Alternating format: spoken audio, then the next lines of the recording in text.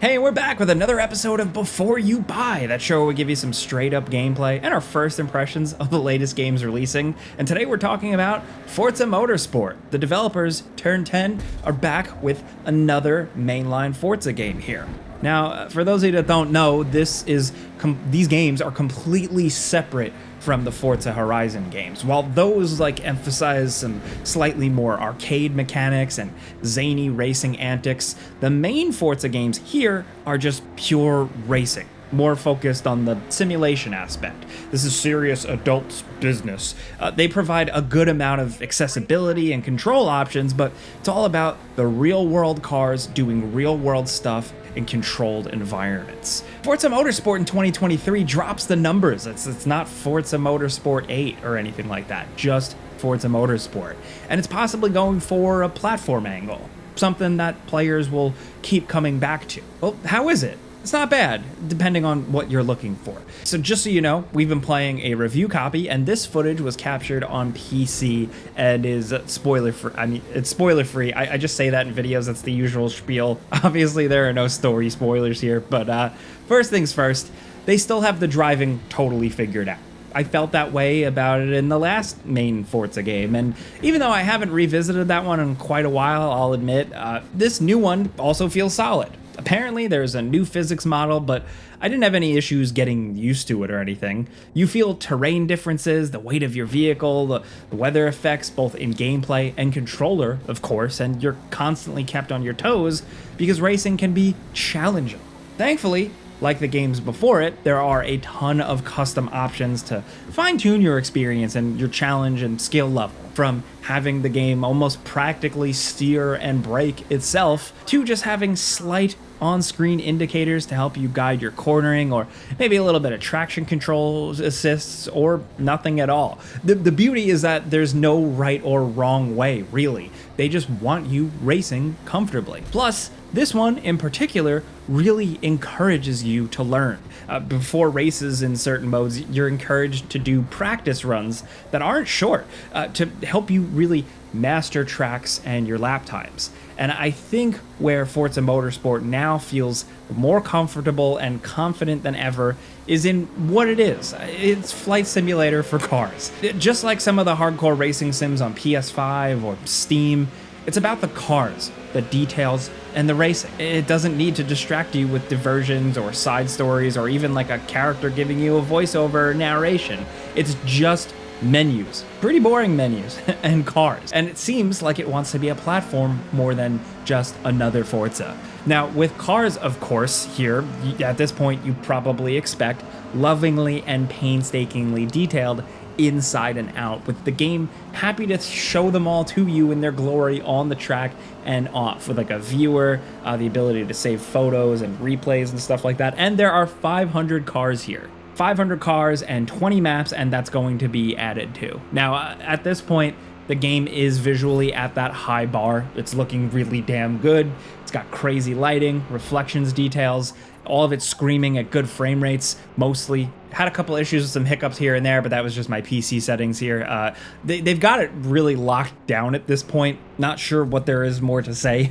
The different times of day really flex and show off the visuals, and that's nice. Tracks have like a 24/7 day-night cycle and dynamic weather effects, and I love that stuff. For many people, it's going to be all about the ray tracing, and it is noticeable. More noticeable than some environment upgrades like nicer trees. They have three-dimensional trees and foliage, but you're not going to really notice that because you're driving so fast. On PC, it's a killer, and it has most of the features you'd expect, and on console, you have 3 modes to choose from. There's performance ray tracing, which apparently is dynamic 4K at 60 FPS, with ray trace reflections and ambient occlusion. Then there's quality, which is dynamic 4K at 30, with the fully ray traced car and track and everything. And then there's performance mode, which is dynamic 4K at just 60 FPS. Graphical stuff aside though, the real change up here is the progression. How you better your car, how you customize it and tune it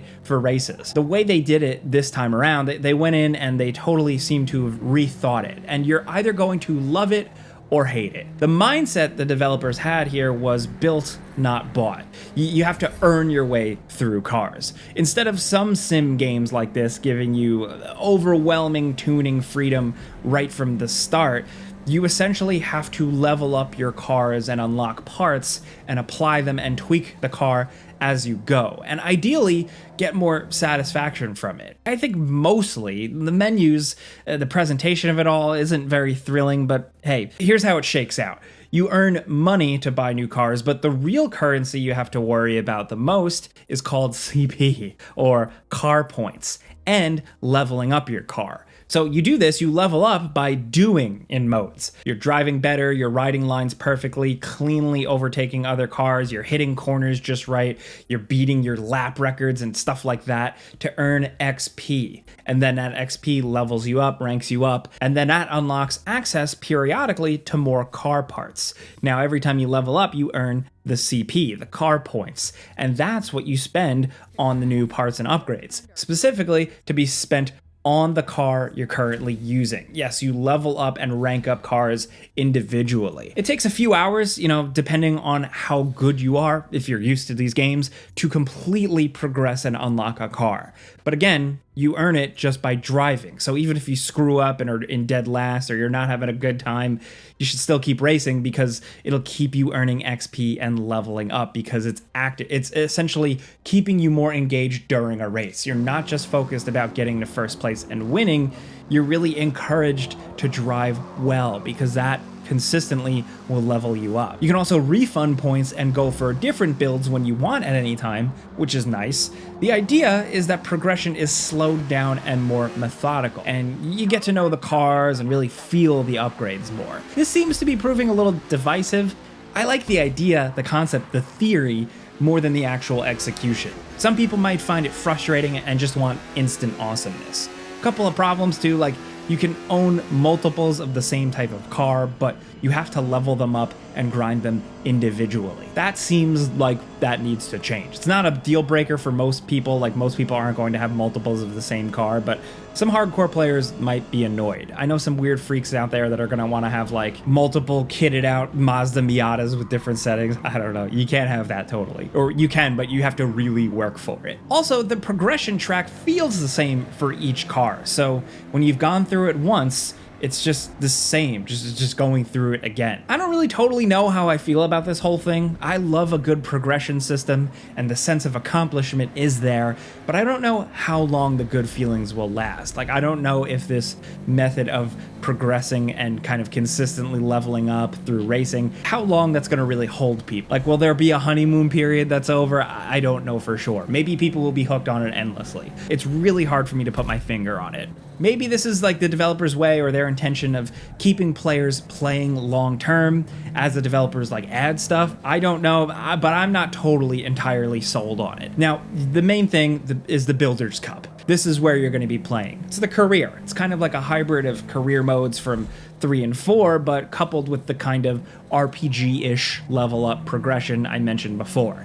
Now, within Builders Cup, there are tons of different types of races to jump into. Modern, enthusiast, superpowered, retro, all with their own different settings, qualifications, rules, stuff like that, but all of these have their own unique challenges and rewards. New tours with new rewards are intended to be released regularly, so it'll kind of feel like a never-ending playlist of races to race in front of you, which is nice if you like variety. Can they keep that interesting long-term? Again, that's up to the developers, and of course, the community really taking it on. I can't totally predict that. There's also plenty of other stuff like plenty of free play where you have the freedom to race however you want, and rivals mode, which is just you racing a ghost of the next best driver, and a bunch of leaderboards. It's a nice and simple good mode if you're like hooked on that stuff. Private multiplayer lets you choose the game modes and do custom races, and then featured multiplayer is the main public competitive online suite. You're ranked on 2 different levels, so driving well and driving cleanly bumps you up. And they've also overhauled the penalty system. It seems like the multiplayer stuff is being received well. It's not something that I have too much experience in, I have to admit.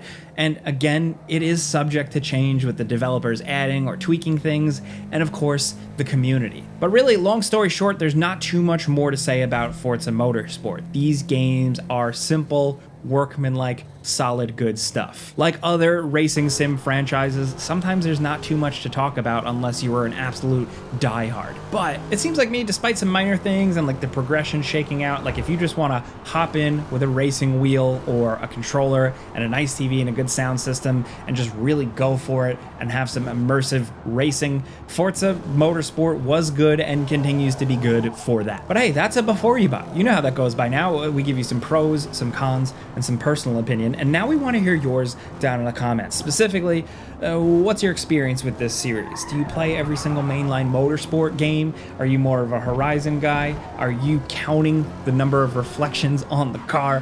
What type of person are you? What do you think about this game? Have you jumped in early? Let us know what you think about Forza Motorsport, anything at all, down in the comments. But if this video helped you out, you know, we're just trying to show you some gameplay and give you some bits of info here. Clicking the like button does help us out, but that's really it. So subscribe if you're new, if you like this video, but that's it. Thank you guys for watching, and we'll see you next time.